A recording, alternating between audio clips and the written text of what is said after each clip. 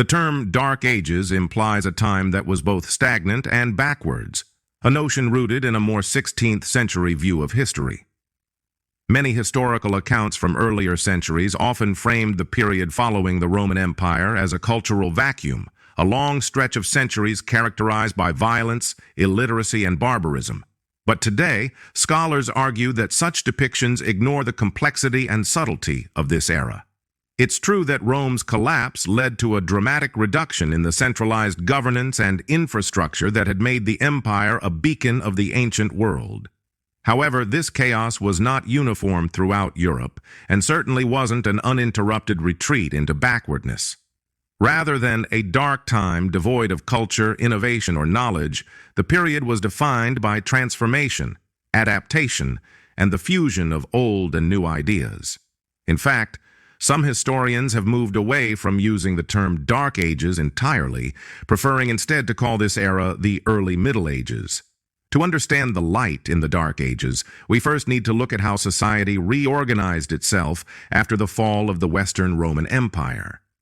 The idea of vast cities with administrative systems and roads slowly faded into history as populations retreated to smaller local centers. However, this did not result in total disarray. Societies, even after the fall, maintained agricultural practices, established rudimentary forms of governance, and kept some degree of cultural continuity. Villages and rural communities thrived, even as political unity disintegrated. People found a sense of stability and cohesion in these smaller, less centralized worlds, and this is where much of the medieval identity began to form.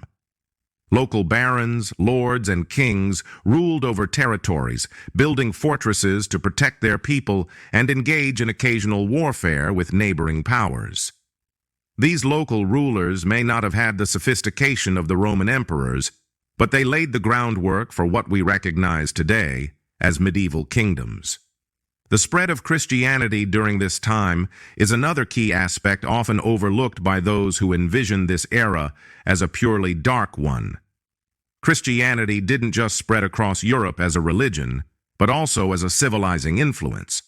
Monasteries, the sanctuaries of faith and learning, were the primary repositories of knowledge in a fragmented Europe.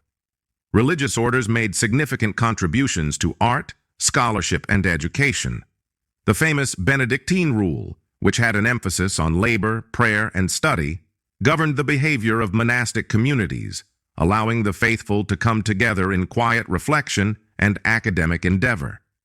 Even during times of political instability and external invasion, these monasteries kept the flame of learning alive by copying and preserving ancient Roman and Greek texts. Thus, we owe the preservation of many classical works to the efforts of monastic scholars, and without their efforts, much of the intellectual heritage from ancient times may have been lost. What's fascinating about the Dark Ages is that innovation didn't disappear, despite the seemingly chaotic backdrop. While Europe may not have seen the dramatic leaps in science that marked the classical era, there were significant strides in different areas of everyday life. In agriculture, for example, new plowing systems, such as the heavy plow, revolutionized farming. This helped the land to yield more crops and promoted a more robust agricultural economy. Moreover, the use of the watermill expanded during this time, allowing more labor-efficient grain milling. These advances may not seem dramatic compared to the accomplishments of ancient Greece, but they played an essential role in helping to ensure Europe could support its growing population. Another important factor is that the Vikings, often portrayed as marauding pillagers, were more complex than their brutal reputation suggests. While they certainly raided towns and cities, they were also great traders and explorers.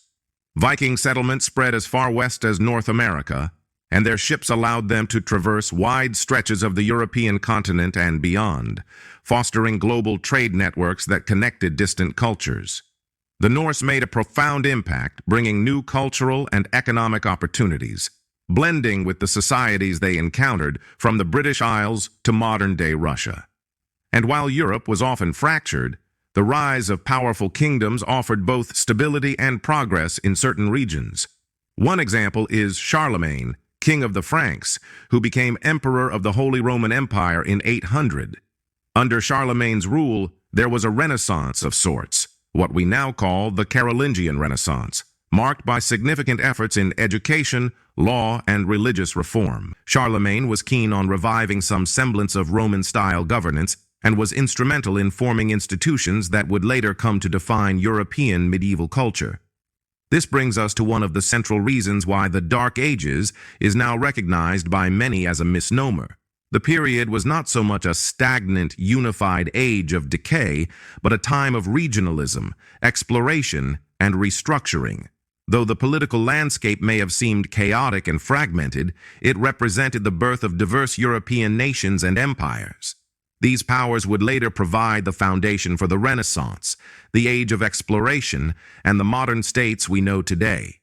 That said, we can't ignore the hardships that people faced during this time. The so-called Dark Ages were not free from suffering. Widespread disease, such as the bubonic plague and the threat of war, especially with the invading barbarian tribes and later the Vikings, often caused devastation. These elements undeniably contributed to making the period seem grim and challenging. Living conditions were harsh, and the lack of centralized health care, law enforcement, or public institutions left many communities vulnerable. Nevertheless, people throughout this time period forged on, surviving and rebuilding. By the time the 11th century rolled around, however, things began to change. Populations grew, technology improved, and trade flourished, paving the way for new developments in philosophy, art, politics, and science. The beginning of the High Middle Ages saw the foundations of modern Europe take shape with the formation of towns, universities, and increasingly powerful monarchies. The so-called Renaissance wouldn't emerge in earnest until several centuries later, but it owes much to the groundwork laid in the earlier period. In conclusion, the so-called Dark Ages were not as dark as their name suggests. While political fragmentation, frequent wars, and famines certainly marked the era, these centuries were also characterized by adaptation, preservation, and renewal. In many ways, this darkness was a precursor to a rich period of development that would change the course of European and world history. Instead of ignoring the complexities of the era, it's more accurate to recognize that the Dark Ages were simply a time of transition, where even in the face of decline, new ways of life, governance, and learning were taking root. Far from a stagnant period of ignorance, it set the stage for the world-changing innovations that would follow.